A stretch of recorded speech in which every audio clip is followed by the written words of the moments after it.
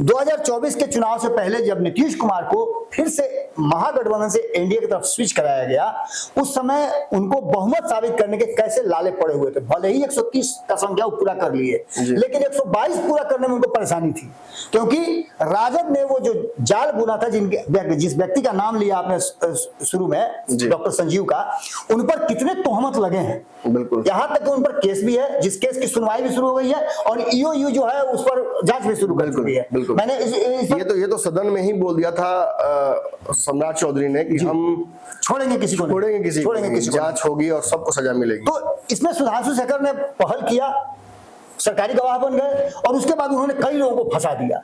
तो याद है हमारे ही चैनल पे इंटरव्यू दे रहे थे, उसी में जो संजीव जी पीछे से आ गए। जी उसके अलावा आपको बता दें किडनैपिंग का भी चार्ज लगा है और भी बहुत सारा। बिल्कुल, आप किसी को अगेंस्ट भी अगर पकड़ कर रखिएगा तो फिर तो किडनैपिंग। दूसरा सबसे बड़ी बात कि आपने देखा होगा राजद की तरफ भी किडनैपिंग का लगा, मेरे भाई को किडनैप कर लिया गया है, बीमा भारती पर भी आरोप लगा, बीमा भारती पर आरोप लगा, टिकट कट गया। और सबसे बड़ा तो आपने देखा होगा चेतनानंद के भाई पहुंच गए चिट्ठी लेकर के, पुलिस लेकर के, और वो चेतनानंद जो वहां सहजता से क्रिकेट खेल रहे थे और सरंगी बजवा रहे थे। मुझे तो ये बात तो मैं ऑन रिकॉर्ड कहूंगा कि मैंने सुनील सिंह से ये बोला था जी कि वो दोनों किसी कीमत पर अंदर नहीं रहेंगे। उन्होंने कहा कि नहीं, अंदर ही तो हैं जी। फिर देखिए तो कितने देर तक रहते हैं, और अंततः वो 1 घंटे में ही सारा खेल हो गया। बिल्कुल, आप उसके गवाह हैं, तो आप ये बात बता सकते हैं कि बेचैनी तो वहीं से बढ़ गई थी। नीतीश कुमार का स्विच करना और बेचैनी बढ़ना, यानी नीतीश कुमार जैसे एनडीए गठबंधन में आए तो सब लोग की बेचैनी बढ़ गई। और ऐसे लोग जिसमें से चेतनानंद नहीं थे, प्रहलाद यादव थे, उनको भी लग रहा था कि उधर रहेंगे तो हम फंस जाएंगे। उनको भी बहुत सारे मामले उनके पास भी है, तो उनको भी इधर लाया गया, ये भी आकर के बैठ गए। इसके अलावा नीलम देवी जो स्वाभाविक रूप से जदयू की थी जी, उन्होंने भी स्विच कर लिया।